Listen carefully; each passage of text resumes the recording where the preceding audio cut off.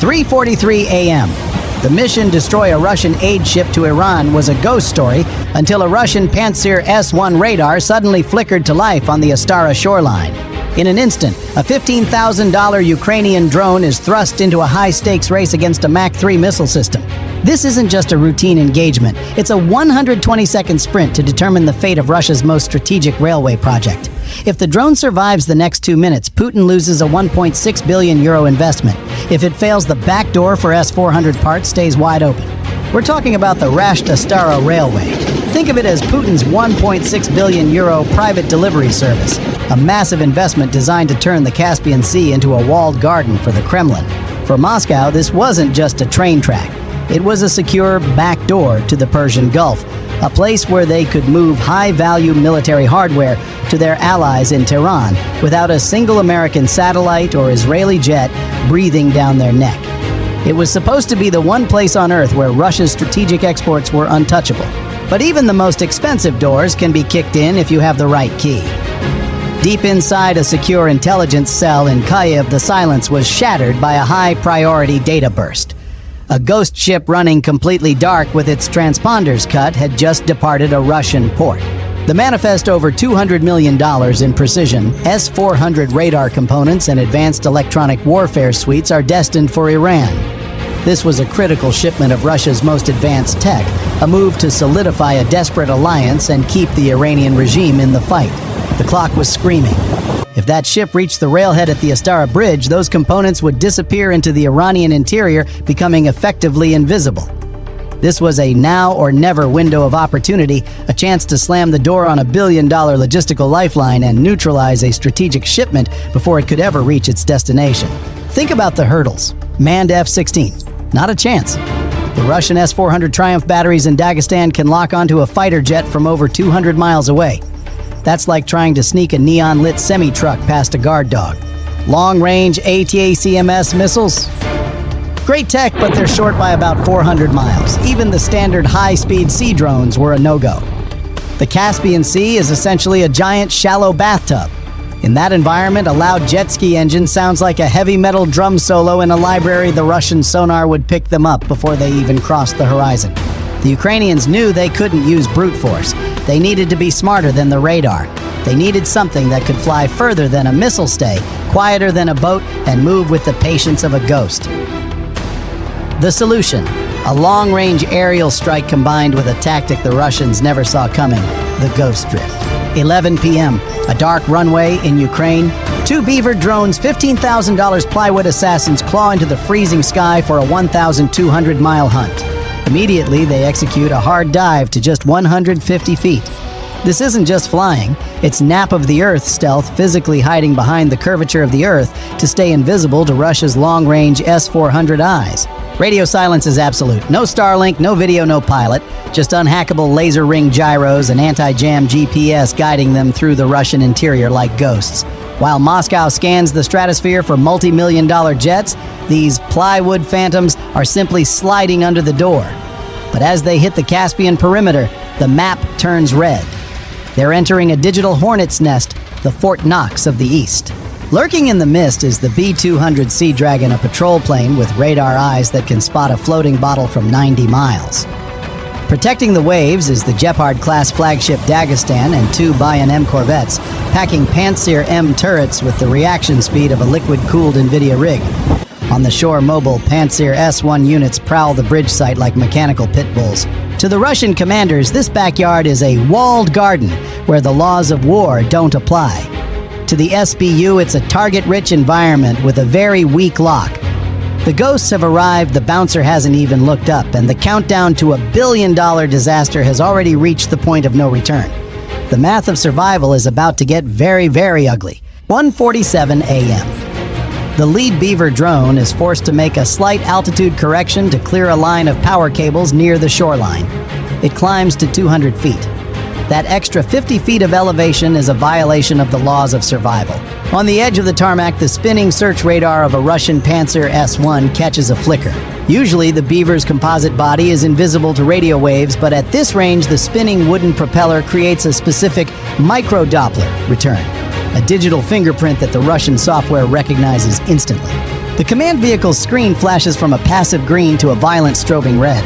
Suddenly, the Russian base wakes up with a mechanical scream. The klaxon air raid sirens begin to howl, tearing through the cold silence of the Astara harbor. The Pantsir S-1 turret whines as it slews 90 degrees in less than a second, its dual 30mm cannons and missile tubes pointing directly at the incoming darkness. The Russian operator is grinning. To him, this is a desperate and amateurish attempt by Ukraine to score a PR victory. He thinks he's about to get an easy freebie. He flips the safety cover off the launch button. The fire control radar achieves a solid, continuous lock tone. To the rest of the world, it looks like the plan has been blown wide open. The element of surprise is dead. The drone is seconds away from being vaporized. It looks like a catastrophe. But here is the genius detail the Kremlin missed. Just as the Pantsir operator squeezes the trigger, the Beaver drone doesn't dive for the bridge. It doesn't try to crash into the patrol boats. Instead, it maintains its altitude, flying exactly 50 feet directly over the stationary B-200 Sea Dragon parked on the hard stand. Kyiv sends the command code. The warhead inside the Beaver functions like a directional claymore mine pointed at the Earth. It is a precision airburst charge. Physics takes over with terrifying speed. The casing splits open, unleashing a cone of 2,000 preformed tungsten cubes. Gravity and explosive velocity accelerate this lethal hail to Mach 3. It is literally raining steel. A split second later, the Pantsir missile intercepts the Beaver, vaporizing it in a massive fireball. The Russian crew erupts in cheers, high-fiving each other for their flawless defense. They think they just saved the base. They couldn't be more wrong. They just spent a $100,000 missile to protect a corpse. On the ground, the scene is surgical violence. The hail of tungsten has shredded the top of the BE-200. The fragments punch through the delicate fiberglass radome on the aircraft's spine, instantly neutralizing the multi-million-dollar sensor suite inside. The cockpit avionics are a sparking ruin, and hydraulic fluid is beginning to leak from the perforated wings like a fatal wound. The Russian base commander skids to a halt on the tarmac, staring in horror. His eye in the sky is legally dead. He's just realized the amateur drone he just shot down was a bad gambit to take out his most valuable radar asset. Boom. Within 5 seconds, Ukraine has blinded the Russian Caspian fleet. The airspace is wide open, the primary sensor is gone, and the real assassins are still out there in the dark, drifting closer. The Russians are reaming their radars and shouting into their radios, but they're shouting at ghosts. The party hasn't even started yet, and the bouncer is already blind. 2:15 a.m. The celebration in the Kyiv bunker lasts exactly 10 seconds. They know the clock hasn't stopped, it's just accelerated. With their eye in the sky, neutralized, the Russian command at Astara realizes they are vulnerable. The base commander doesn't just raise the alert level, he goes scorched earth. "Seal the harbor!" he screams over the secure line. At the harbor mouth, tugboats begin pushing old barges into the shipping channel to create a physical wall of steel. Simultaneously, the acoustic environment underwater turns from a silent library into a heavy metal concert. Every shore-based sonar array and every patrol boat is cranked to maximum active power. They aren't listening anymore. They are screaming into the water. The high-frequency pings saturate the bay, bouncing off every rockfish and hull. It's a wall of noise designed to crush the sensors of any incoming drone. Inside the Kyiv command center, the mission operator's face drains of color. The telemetry screen shows the acoustic interference spiking off the charts. The harbor has become a sensory kill box. It looks like a dead end. But if you've been following this channel, you know that Ukraine has a habit of rewriting the rules when its back is against the wall. If you appreciate this level of deep strike tactical analysis, hit that subscribe button right now, because we're about to witness a masterclass in innovation that you won't find in any Russian textbook. "We can't go in," the operator whispers, his hands trembling on the joystick. "The sonar density is too high. If we run a single motor, they'll hear the cavitation instantly." To the Russians, this looks like a total lockdown. They've turned the Caspian into a digital mosh pit, believing nothing could navigate through that chaos. They are confident. They are aggressive. They are ready for a fight. So Ukraine decides not to give them one. Suddenly, 10 small FPV drones scream toward the harbor from the north. These aren't just drones. They're carrying AI-enhanced signal emitters. They aren't trying to hide. They're trying to be as loud as possible. On the Russian radar screens, these 10 tiny drones look like a massive incoming squadron of heavy bombers. The Pantsir and Bayan M systems go into a frenzy. It's like trying to solve 10 math problems while someone throws glitter in your face. The Russian operators are shouting their automated turrets, slewing wildly, dumping thousands of 30mm rounds into the sky.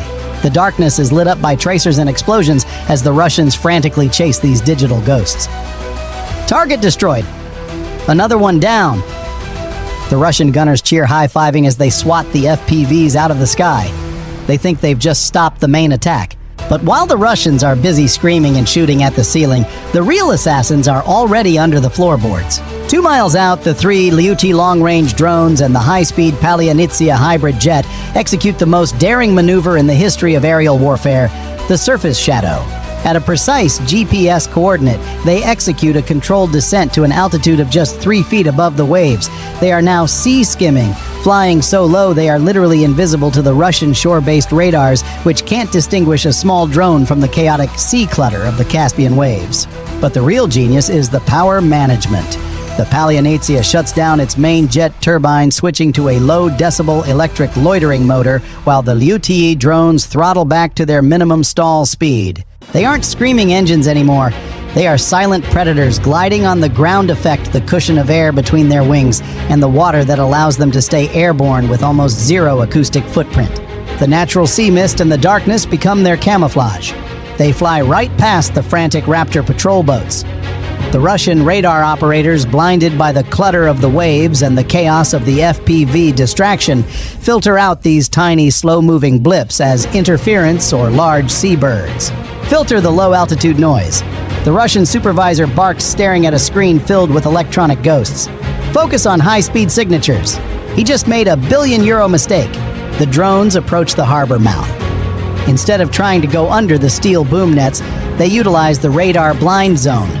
They fly directly behind the silhouette of the massive barges the Russians have moved into the channel.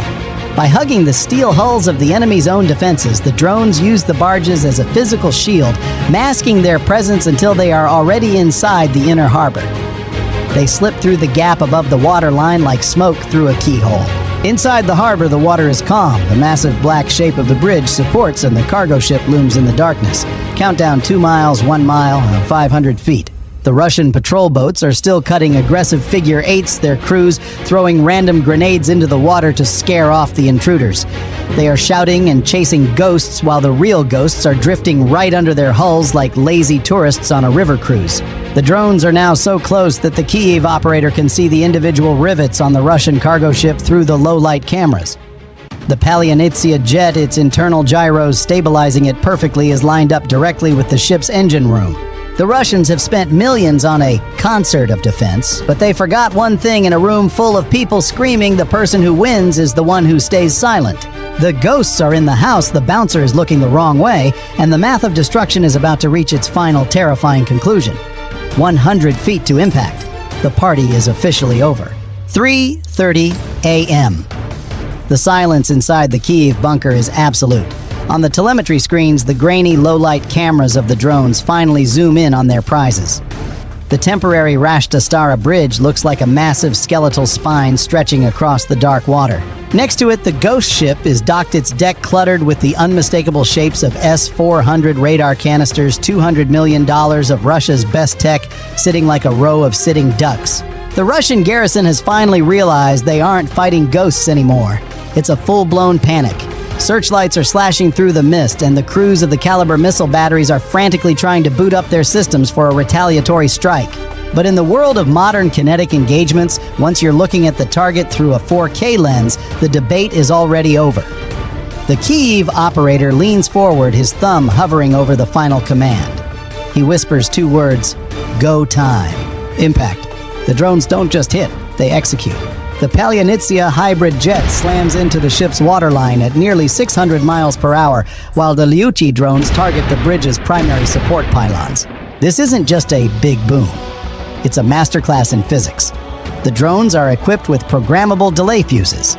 Instead of detonating on the surface, they punch through the steel skin and wait for a fraction of a millisecond to detonate inside the structure. This creates what engineers call the water hammer effect.